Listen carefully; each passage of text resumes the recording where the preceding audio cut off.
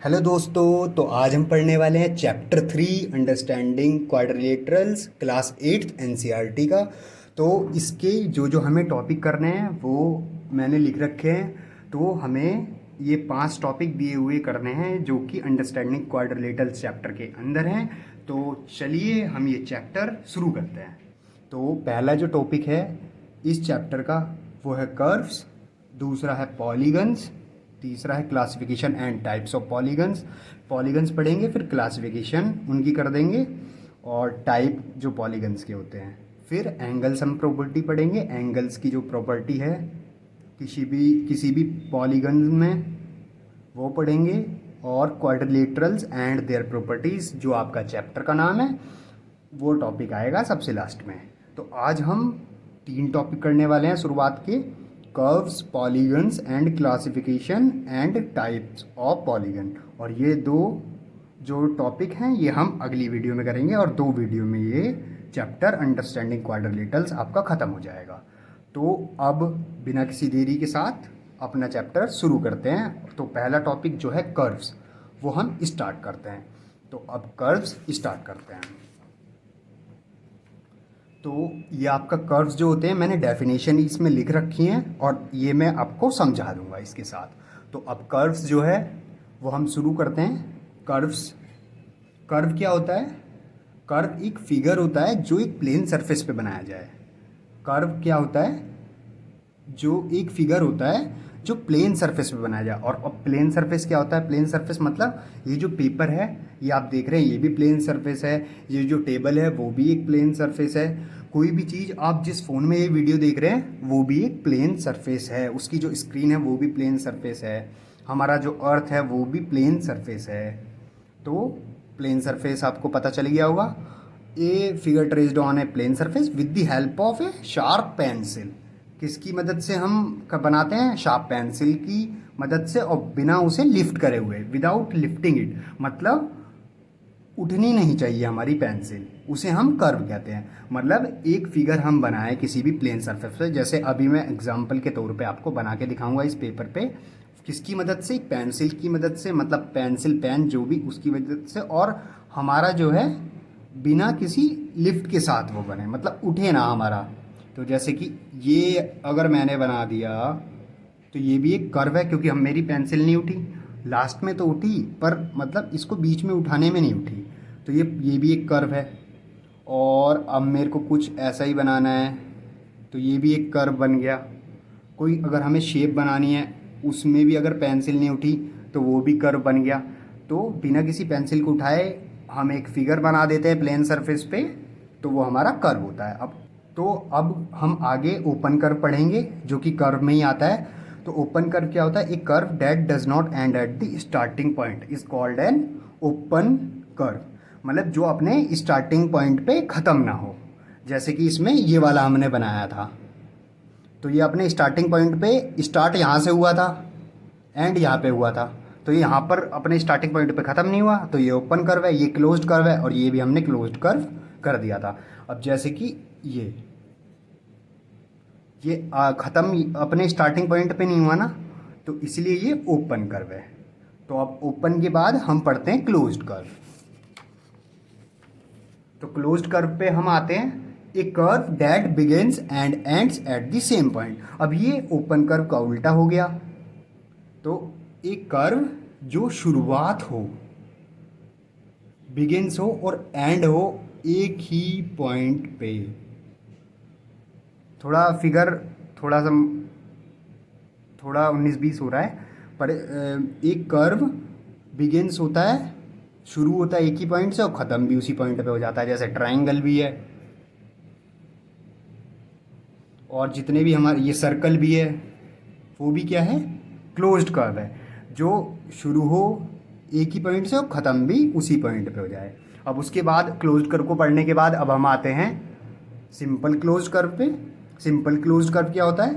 A closed curve which does not intersect itself is called a simple closed curve. एक closed curve होता है, मतलब ये जो डेफिनेशन बनाई, मतलब ऐसा कर्व जो क्लोज्ड कर्व है पर नॉट इंटरसेक्ट इटसेल्फ, अपने आप को वो काटता नहीं है, जो फिगर अपने आप को काटता नहीं है, जो क्लोज्ड कर्व काटता नहीं है। अब ये क्लोज्ड कर्व है, ये क्लोज्ड कर्व है, ये अपने आप को काटता नहीं है।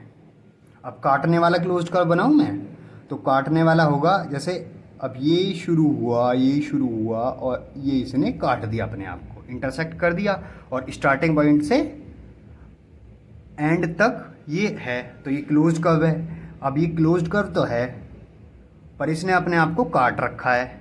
तो ऐसा फिगर जो अपने आप को काटे भी ना और क्लोज्ड कर्व भी हो, तो उसे हम कहते हैं सिंपल क्लोज्ड कर्व। जैसे कि ट्राइंगल हो गया, और ये भी हमारा सिंपल क्लोज्ड कर्व है, और सर्कल भी हमारा सिंपल क्लोज्ड कर्व है। इसके बाद हम आते हैं अगले टॉपिक पे अपने, जो है कि पॉलीगन्स। पॉलीगन्स हम पढ़ेंगे।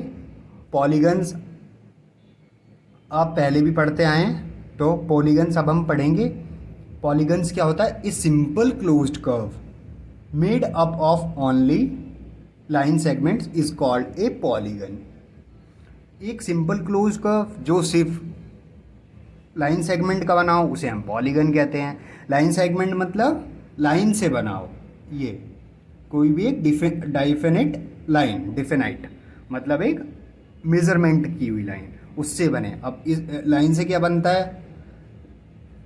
ये ट्राइंगल भी बन जाता है, रेक्टेंगल भी बन जाता है, तो इसे हम क्या कहेंगे? पॉलीगन कहेंगे। लाइन सेगमेंट से ऐसा सिंपल क्लोज्ड कर्व बने, ऐसा सिंपल क्लोज्ड कर्व बने जो सिर्फ लाइन सेगमेंट से बनता है। तो लाइन सेगमेंट से ट्राइंगल भी बन रहा है, रेक्टेंगल भी बन रहा है, तो ये पॉलीगन की कैटेगरी में आएंगे। अब हम क्लासिफिकेशन कर देते हैं, पॉलीगन्स को बांट देते हैं। तो इनको we classify polygons according to the number of sides और वर्टिसेस दे हैव। और अब हम पॉलीगन्स को किसके आधार पे बांटते हैं? हम बांटते हैं साइड्स के आधार पे। साइड्स के अकॉर्डिंग पॉलीगन्स को हम क्लासीफाई करते हैं। तो अब क्लासीफाई करेंगे आगे, तो पॉलीगन्स आप अलग अलग तरह के अब देखेंगे। 3 साइड का हमारा ट्राइंगल होता है, इसका फिगर ये है। 4 साइड का हमारा क्वाड्रिलेटरल्स होता है, ये 4 लाइन सेगमेंट से बना है। 5 से नंबर ऑफ साइड से पेंटागन बना है, ये 5 से है। और 6 से हेक्सागन, ये मेरा छोटा बन गया था थोड़ा, तो ये अभी मैं बड़ा बना देता हूँ। 1 side, 2 side, 3 side, 4 side, 5 side, और ये 6 साइड हेक्सागन बन गया।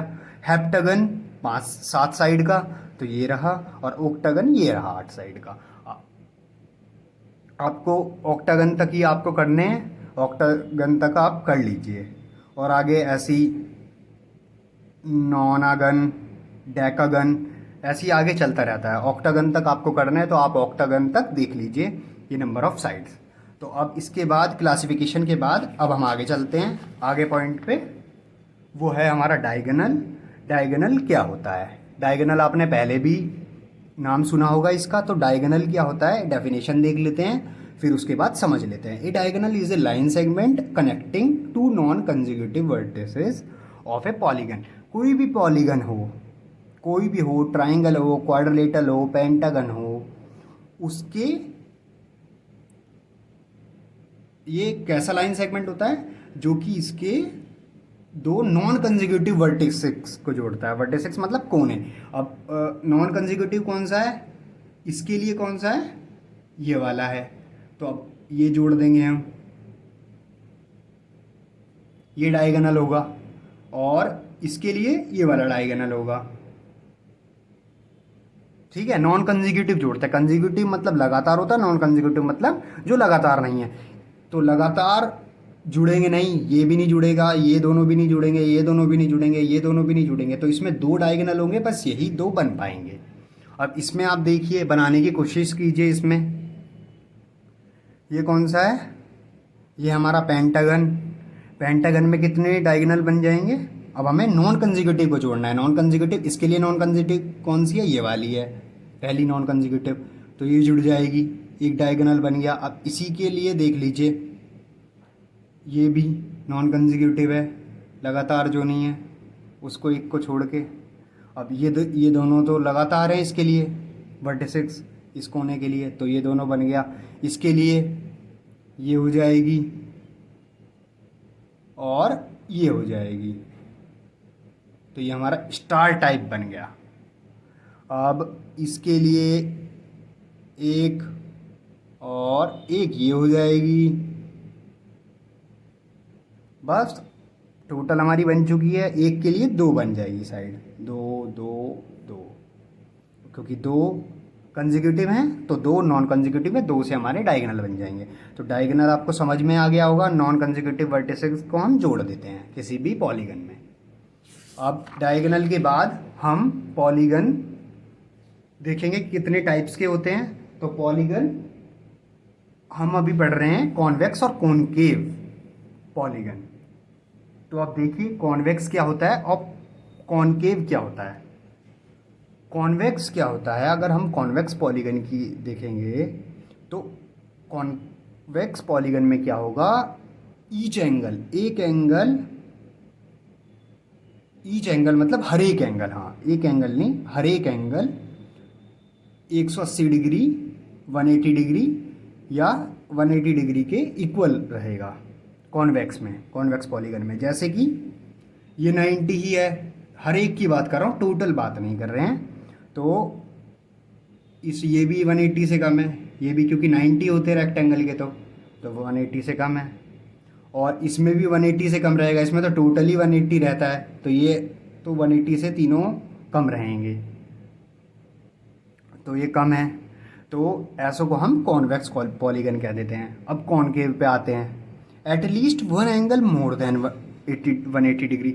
इसमें तो सारे एंगलों की बात कर रहे थे, इसमें कह रहा है कि एक ही हमें 180 डिग्री से ज़्यादा दे दीजिए तो आपका ये कॉनकेव पॉलीगन हम कर देंगे। तो एक ही एंगल हमें 180 डिग्री से अगर ज़्यादा हो गया तो ये कॉनकेव पॉलीगन हो जाएगा, वो पॉलीगन कॉनकेव हो जाएगा। तो इसमें हमारा एक एंगल कौन सा, ये भी नहीं है, ये भी हमारा 45 के करीब दिख रहा है, हमें ये भी कम दिख रहा है, ये भी कम दिख रहा है। इसमें ये वाला एंगल जो है ये 180 से ज़्यादा है, क्योंकि ये तो हमारी स्ट्रेट लाइन होगी और उससे भी ज़्यादा जा रहा है ये 180 डिग्री से। तो अब ये हमारा कॉनकेव फिगर हो गया, पॉलीगन हो गया। अब इसमें कौन सा है, इसमें भी ये वाला फिगर जा रहा है, तो ये 180 डिग्री से कुछ 230 से ये के इक्वल ही होगा, ये मतलब 180 से ज़्यादा ही होगा, तो इसलिए ये कॉनकेव फिगर हो गया। तो कॉन्वेक्स और कॉनकेव में हम एंगल के अकॉर्डिंग हम इनको डिवाइड कर लेते हैं। तो अब आगे बढ़ते हैं, ये आपको समझ में आ गया होगा। अब आगे आगे इस वीडियो का लास्ट ये हमारा पॉइंट, इसके बाद हम वीडियो हमारी ख़त्म। आज का हमारा लास्ट पॉइंट है रेगुलर एंड इर्रेगुलर पॉलीगन्स। ये भी पॉलीगन्स का टाइप है। तो रेगुलर पॉलीगन क्या होते हैं, रेगुलर, पहले रेगुलर है फिर इर्रेगुलर पढ़ेंगे। ए polygon having all sides equal and equal all angles is called regular polygon. Regular polygon क्या होता है, जिसकी सारी साइड इक्वल्स हो और सारे एंगल इक्वल हो, उसे हम रेगुलर पॉलीगन कहते हैं। जैसे कि एग्जांपल दे रखा है हमारा इक्विलेटरल ट्रायंगल और स्क्वायर। इक्विलेटरल ट्रायंगल क्या होता है, जिसमें तीनों साइड बराबर हों, तीनों साइड बराबर होंगी, और ट्रायंगल की तीनों साइड बराबर होंगी तो ये तीनों एंगल भी बराबर होंगे। फिगर थोड़ा करेक्ट नहीं है, मतलब थोड़ा मान लीजिए, इसे सपोज कर लीजिए तीनों साइड इसकी बराबर हैं और एंगल 60-60 है। इक्विलेटरल ट्रायंगल का एंगल तो 60 डिग्री होता है।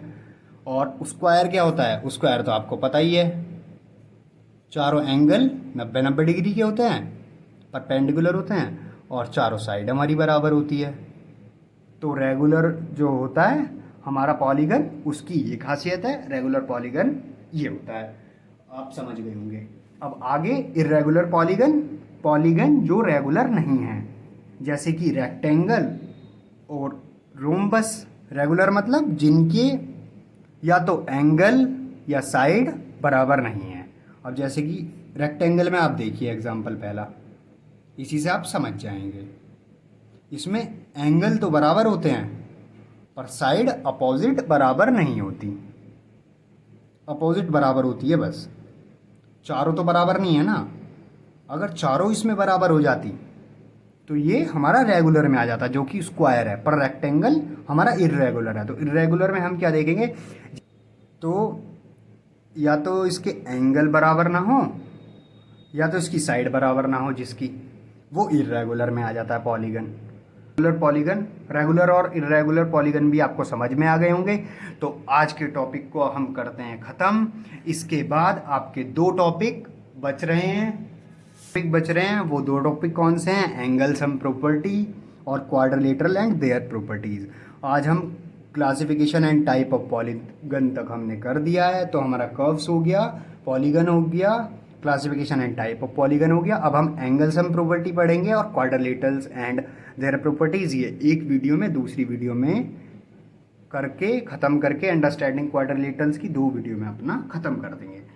तो इसमें आपने 3 टॉपिक पढ़े, इन्हें आप रिवाइज करें जो आपने पढ़ा है। तो मिलते हैं आपसे एक नई वीडियो में। चैनल को सब्सक्राइब करें अगर आपको वीडियो को अपने काम की लगी हो, और कमेंट करें अगर आपको वीडियो अच्छी लगी है, जैसे भी लगी है। अगर कोई आपको गलती लगती है वीडियो में तो आप कमेंट करके हमें बताएं, हमें भी पता चले कि वीडियो आपको कैसी लग रही है। तो इसी के साथ मिलते हैं आपसे अगली एक नेक्स्ट वीडियो में। अपना ध्यान रखें। तो धन्यवाद वीडियो पूरी देखने के लिए।